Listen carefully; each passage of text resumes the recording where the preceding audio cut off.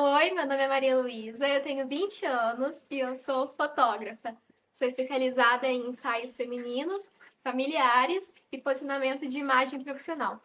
Estou há 3 anos na carreira e eu amo o que eu faço.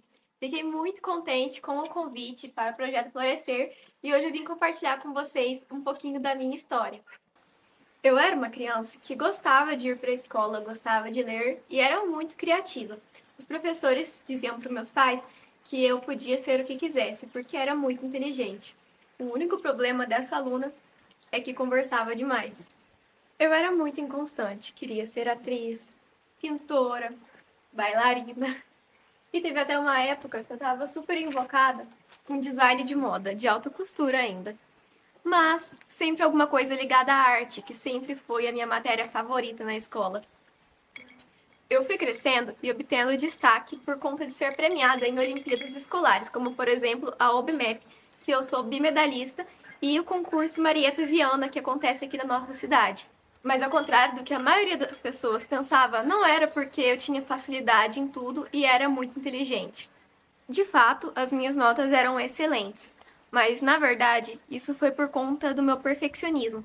Eu me cobrava demais e era obcecada em tirar nota máxima em tudo. Por isso, estudava demais e mesmo quando tinha dificuldade, passava o dia todo fazendo o dever de casa. Hoje eu vejo que perdi boa parte da minha infância e da adolescência apenas focada em obrigações escolares. Tudo isso por conta de um desejo de ser notada e receber validação externa. Além disso, eu procrastinava demais, me distraía com facilidade e tinha muita dificuldade em estabelecer amizades duradouras. Eu amava fazer trabalhos que pediam uma apresentação diferente e criativa, mas eu odiava trabalhar em grupo. Geralmente, gostava de manter a liderança, fazer tudo do meu jeito, isso quando eu não pegava e fazia tudo sozinha. E desde pequena sempre tive um espírito empreendedor. Eu fiz chup-chup para vender no meu bairro, vendi verdura na escola para as professoras, pintava pano de prato para vender na escola e até cópia de DVD eu vendi na escola para fazer um dinheirinho. Quando eu fui para o ensino médio, as minhas dificuldades começaram a ficar mais evidentes. Começou a ter uma cobrança por um estudo um pouco mais intenso. E eu ouvi as pessoas falando de cursinho, de Enem e perguntando o que eu queria fazer da vida. E eu fui ficando muito desesperada, porque eu já não tinha tempo para nada. Eu já estudava o dia todo, já não dava conta mais. Sempre esquecia de fazer algum dever ou de estudar para alguma prova. Já fazia alguns anos que eu estava lidando com uma ansiedade, e ela foi se agravando. Quando eu cheguei no segundo ano do ensino médio, entrou a pandemia, e aí as coisas pioraram de vez. Juntou a privação do contato social, que já era pouco que eu tinha, e começou o estudo em EAD, que me deixou ainda pior. E ainda, para completar, na época, o meu avô ficou doente. Nessa época, eu já não tinha mais nenhuma perspectiva de futuro. Eu entrei num quadro sério de depressão e tive uma gastrite nervosa que me fez perder quase 10 quilos em uma semana. Nesse momento, meus pais perceberam que eu precisava de ajuda. Me levaram em psicóloga, passei por vários médicos. Inicialmente, tratamos depressão e ansiedade, mas logo, um psiquiatra me deu um diagnóstico que mudou a minha vida. Então, aos 17 anos, eu descobri o TDAH, transtorno de déficit de atenção e hiperatividade, o que faz de mim uma pessoa neurodivergente e explica boa parte dos desafios que eu vivi na minha infância e na minha adolescência. Então, começamos logo um tratamento. O diagnóstico, que poderia ser encarado como um fim, para mim foi um novo começo. Foi entender que eu não era culpada pelas características que as pessoas costumavam apontar tanto em mim como defeitos. Durante o tratamento, eu fui me conhecendo melhor e explorando mais meus pontos fortes, meus pontos fracos. Vocês devem estar se perguntando como no meio disso tudo eu me encontrei profissionalmente. Bom, eu estava um dia na terapia e a minha psicóloga tocou no assunto de carreira, profissão, e eu disse para ela que há alguns anos eu estava pensando em fazer arquitetura. Afinal, tinha desenho que eu gostava e tinha matemática, que eu não gostava muito, mas era boa. Mas era o que minha família me incentivava a estudar. A possibilidade de planejar minha própria casa era o meu consolo.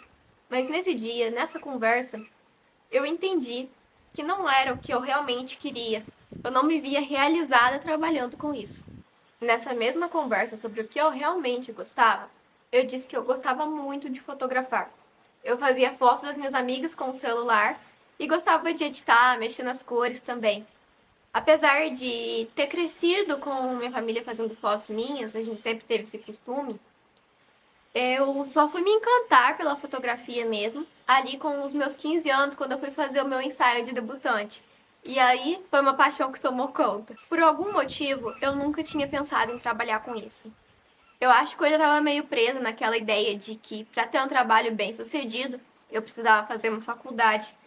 E a fotografia ia por um caminho um pouco diferente desse que a gente tanto ouve falar nas escolas. E sempre teve gente para puxar saco de medicina e direito para os alunos que tinham boas notas. Foi tudo muito rápido. Eu saí daquela conversa convencida a ser fotógrafa. Cheguei em casa e já fui falar para os meus pais que eu queria comprar uma câmera. Parecia loucura, afinal, eu sempre abandonava meus hobbies e novas atividades no meio. Mas dessa vez estava convencida que ia dar certo. Então eu disse para os meus pais que era para valer.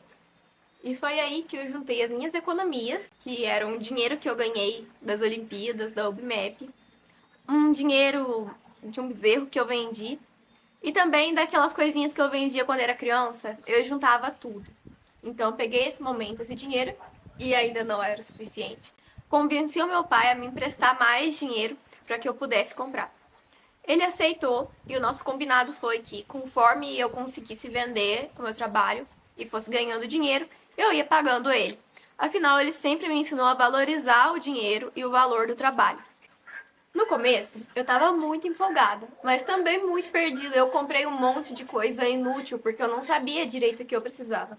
Mas tudo bem, faz parte, são erros e acertos quando a gente está iniciando em alguma coisa nova. Isso faz parte do aprendizado e da descoberta. Antes mesmo da minha câmera chegar, eu criei uma conta no Instagram que eu iria usar para divulgar o meu trabalho.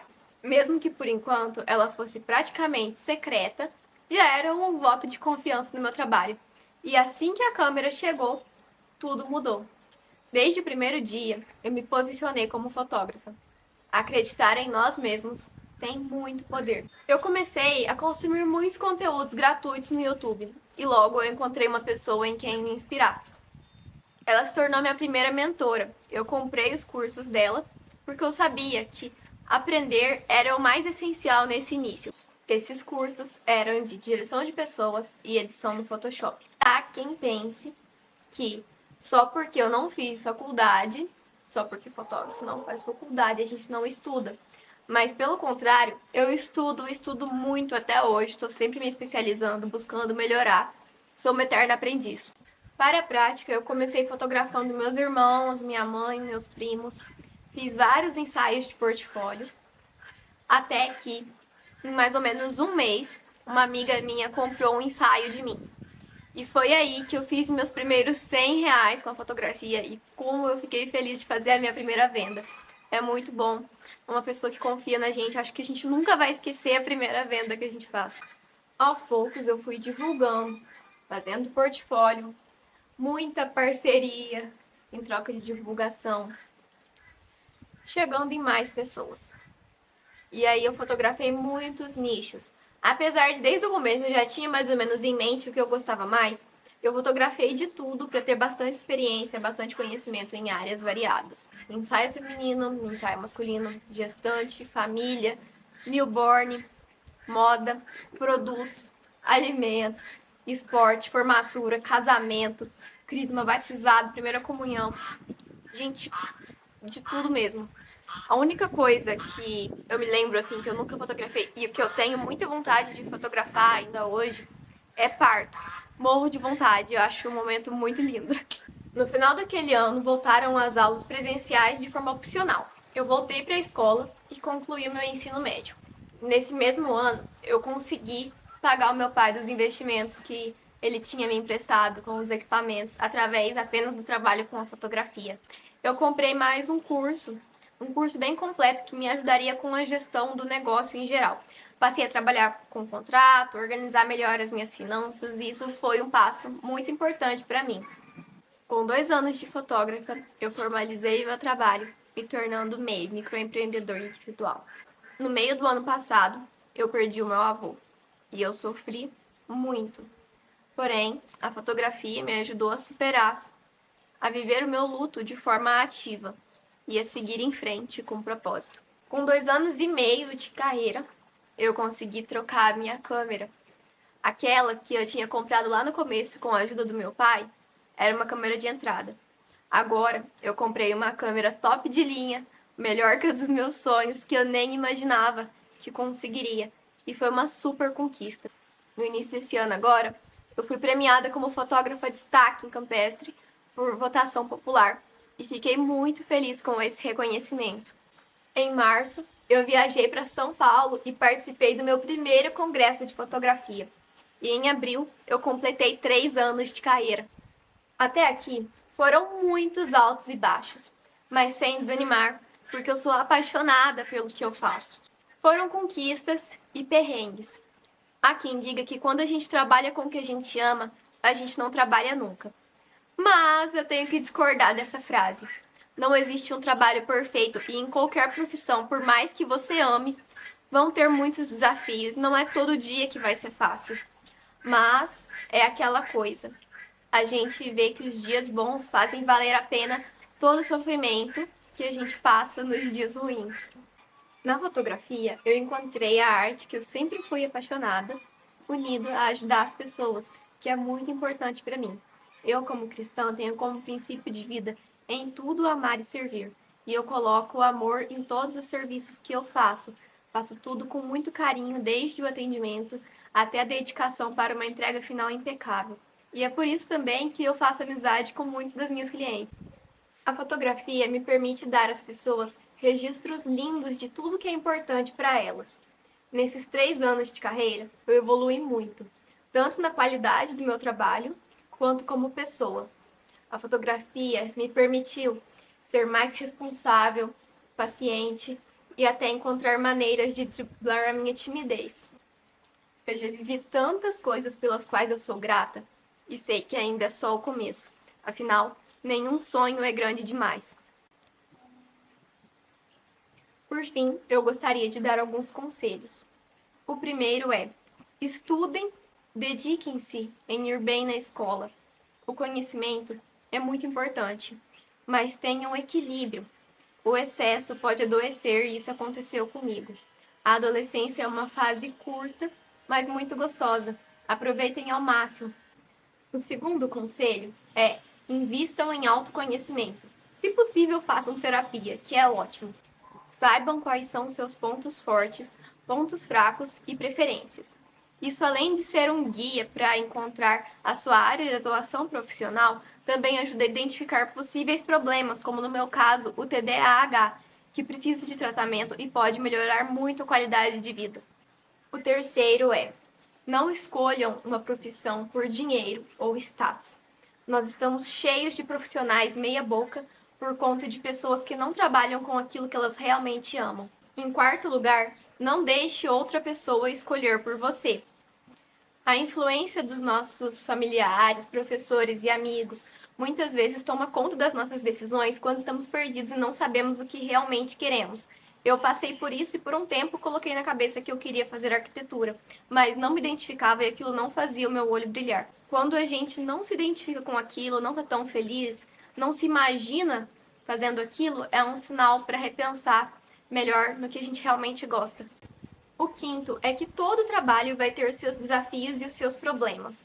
Então, não desistam de primeira quando virem alguma dificuldade. Façam uma análise com carinho dos prós e dos contras daquela profissão. Em sexto lugar, expandam as suas gamas de possibilidades. Eu digo isso porque muitas vezes a gente escuta só sobre faculdade, curso superior. Esse é um ótimo caminho, mas não é a única possibilidade. No meu caso, eu fiquei pensando tanto na faculdade que eu não abri os olhos para o que eu realmente gostava. Existem cursos técnicos, existem muitas formas de aprender, muitos caminhos para diversas profissões diferentes, até mesmo aprender com pessoas mais velhas e mais experientes, como num trabalho braçal, por exemplo, em que a gente não tem nenhum tipo de curso e a gente aprende com a experiência de outras pessoas. E nenhum trabalho é menos digno que o outro. Todos são igualmente importantes, cada um tem o seu papel para o funcionamento da sociedade. E por último, não se sinta pressionado a tomar a decisão da sua vida como se fosse um caminho sem volta.